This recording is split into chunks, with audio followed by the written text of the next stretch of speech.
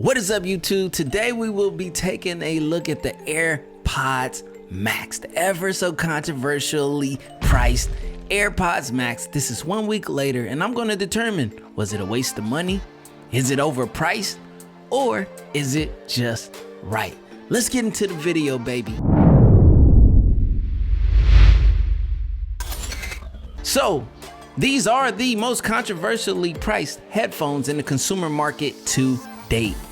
The $549 price tag screams luxury, premium, or just flat out overpriced. Either way you see it, the AirPods Max are definitely the talk of the tech community, and honestly for a good reason. Can you truly justify Apple's price point on these over-the-ear headphones, or is it a blatant slap in the face to the loyal Apple community? We'll answer this and so much more, so sit back, smash that like button, and come along for the ride. The first thing everyone will notice after the price tag is the design. Although these are premium materials by far, it's also a unique and polarizing look. The second these touch your hand out of box, the cold aluminum and stainless steel make their presence known by their weight. You do notice the increase in weight, but we'll get more into that during the comfort segment, so stay tuned. My only concern is how the aluminum will hold up to scratches over time, but only time will tell. There's also this silicone-like material covering the headband, which is a mesh design similar to the mesh style office chairs you see, except it's a lot softer and more forgiving. These headbands also come in lighter color variants, so pick your poison. I chose the darker color. I'm choosing safety. But there is the stainless steel adjustments, which are smooth as butter, and the removable foam ear cups are cloud-like. All in all, very premium, very well built, just not the most pleasing visually to my eye, but they're growing on me. Well, kind of. Next up, let's explore the comfort $549 gets you in a heavier premium all-metal build. It's not what you would expect. Your first assumption is if they're heavier, then they're less comfortable, but that's actually not the case. Apple has designed these quite well in the weight distribution and longevity. I've worn these hours upon hours with little to no fatigue. Now, all isn't perfect at first try, because it does take some fine-tuning to find your fit. This is exactly why these do not click when adjusting, because it allows you to dial in exactly what fit works for you. Now, with these being a solid, more rigid metal build, you have to find that sweet spot that relieves any tension or pressure, but once you find your fit, you're good. And the fact that the adjustment rods won't move easily ensures your choice of comfort is locked in and won't move. It will not budge. And I think this is a part of Apple's choice of not creating a folding pair like the Sony XM4s, which actually requires you to collapse and reset your headphones whenever stored in the carrying case. Let's be honest, it isn't a deal breaker at all. I still think we wanted a travel case with the AirPods Max, and since I mentioned the case, let's talk about it briefly. I'm not a fan. Honestly, I find myself not using the case at all, but if I were to travel with these, the case would be used most definitely. Or hopefully we can rely on third-party case manufacturers to bring the swag that Apple didn't. Also, Apple has confirmed that the headphones go into a low power state automatically after being left stationary for 5 minutes, and then in ultra low power mode after 3 days. So don't worry about losing battery if you use a third-party case. The lower power mode and drain is extremely efficient. And since we're on the topic of battery, let's talk about it. Battery. Is it the best out? No. But will it be good for most? Absolutely. Battery power is always subject to the use of each individual user. And yes, for heavy users, a longer battery life reduces the amount of battery cycles over time, but a heavy user on any technology will depreciate the battery life faster than any average to low user. In a nutshell, the battery life is enough to get days of listening and convenience. Do with that what you will. Now, sound quality.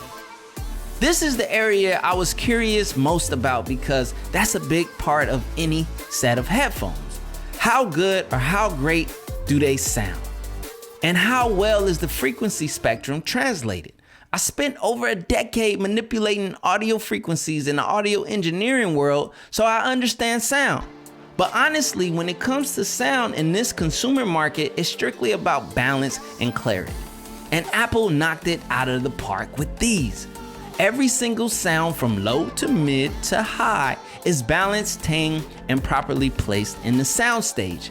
These custom drivers were built to deliver, and they do just that. Now, for those wondering, no, Apple did not include a 3.5mm headphone jack, but there is a cable adapter being sold in Apple Store for $35. Now, this cable is thin and way too short to be functioning as a headphone cable, but it does get the job done for those seeking an analog audio experience. Now, while I'm not a fan of this cable at all, I use it almost daily for editing my videos and plugging into my various audio interfaces. Now, I'm hoping to see a longer, more premium lightning to headphone jack cable be released, but I won't hold my breath. User experience. Now, when it comes to user experience, we have to talk about the Apple ecosystem and how these fall right into it, and so will you. Listen, if you're not an Apple user, these headphones are not for you, period. Because the true user experience is unlocked with other Apple products. Being able to switch from my iMac Pro to my iPhone by just waking and looking at my phone is seamless. And the same goes for my iPad Pro and Apple TV, you get the picture. Apple has built a very smooth user experience for those who choose the walled garden. You can hate Apple all you want, but you can't deny the fact that they have the best ecosystem on the market, period. My conclusion is this. Are the AirPods Max a waste of money or extremely overpriced? The answer is yes and no. Let me explain. To those who are just fine with the Bose or Sony XM4s or 3s, which cost almost half the price, then yes, these are overpriced and ridiculous. But to those who subject themselves willingly to the Apple ecosystem and can rightfully afford these, then absolutely not.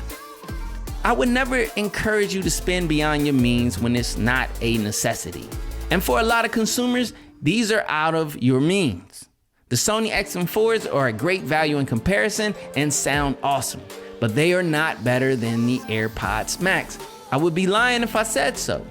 The price is what separates the AirPods Max, but it also kind of alienates them from many getting their hands on them. Bottom line is we don't know the exact profit margin being baked into this $549 price point, so it really comes down to, can you afford them? Are you willing to pay the price for them? And once you get them and use them, do you find yourself saying, I'm going to keep them? I'm keeping mine. My name is CJ, this is CJ Unplugged. All right, y'all, so I gotta be like totally 100% honest and transparent about these, in the sense, in the experience being as good as it really is, especially after using it time and time.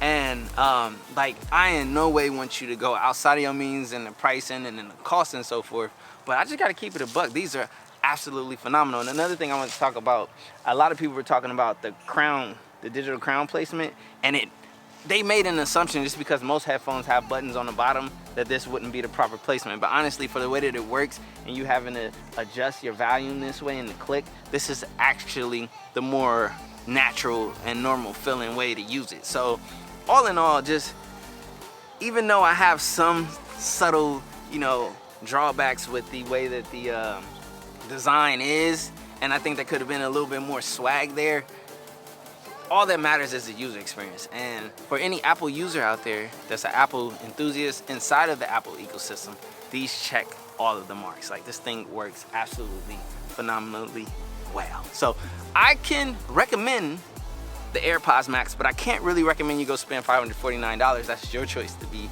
made. So I'm gonna keep banging out, listening to my sampler, you know what I'm saying? Because these knock. Woo, there go the volume. Here come a doggy dog. I love it, love it. Sounds awesome. Woo. Hey.